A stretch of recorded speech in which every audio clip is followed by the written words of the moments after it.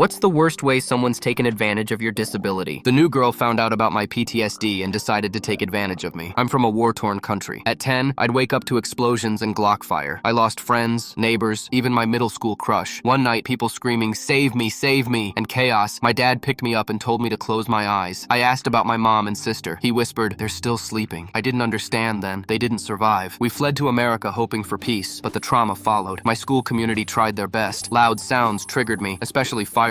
One moment I'd hear a pop, and the next I'd be curled into a ball on the floor. Then Angela transferred in. She decided I was faking it, said I was too young to have PTSD, so she tested me. She'd clap right behind me in the hall. Once I dropped to the floor trembling, and people laughed. In assemblies, she'd crack her knuckles behind me just to watch me crawl under the bleachers. In chemistry, she'd accidentally drop heavy books next to my desk, leaving my hands too shaky to write. One time, she followed me home. When I was halfway down the street, she screamed, same pitch as the cries from that night. I sprinted home, fumbling with keys, and locked myself in the bathroom, trying to breathe. Her worst trick? An app that played Glock fire. She hid her phone in her backpack and timed the shots to go off when I walked by. I'd hit the floor in terror while she looked concerned like everyone else. I thought it was all behind me after graduation. 4 years passed. I had therapy, better coping skills, fewer flashbacks. Then I saw her at a cafe. She still had that smirk. I greeted her, tried to be polite, ordered a matcha latte. She asked if I wanted anything else but didn't ask my name. That was the first red flag. As I waited, I heard it. Save me! Save me! I have an order for save me! A matcha latte! My vision blurred. Suddenly, I was 10 again, surrounded by smoke and screams. I collapsed right there in the cafe. Someone called 911. Paramedics kept me under observation for 3 hours until my heart rate stabilized. 3 hours of sterile walls and memories I thought I'd buried. But when they let me go, I didn't feel afraid. I felt rage. The next morning, I returned to the cafe. The manager, Patricia, had already pulled up the footage. I'm so sorry, she began, but I cut her off. Just watch. Together, we saw Angela take my order, grin, write something on my cup, and wait until the cafe was full before yelling. We watched my body crumple like paper. She's fired, Patricia said. I want to be there, I replied. She nodded. Angela walked in for her shift like nothing happened. When she saw me in the office with Patricia, her smirk faltered. What's this about? She asked. You're terminated, Patricia said flatly. Yesterday's behavior was targeted harassment. Security will escort you out. Angela tried suing me afterward, said I ruined her career. She hasn't been able to get hired since. Last I heard, she's homeless. She can scream, save me all she wants. I'll watch her sink before I ever help her.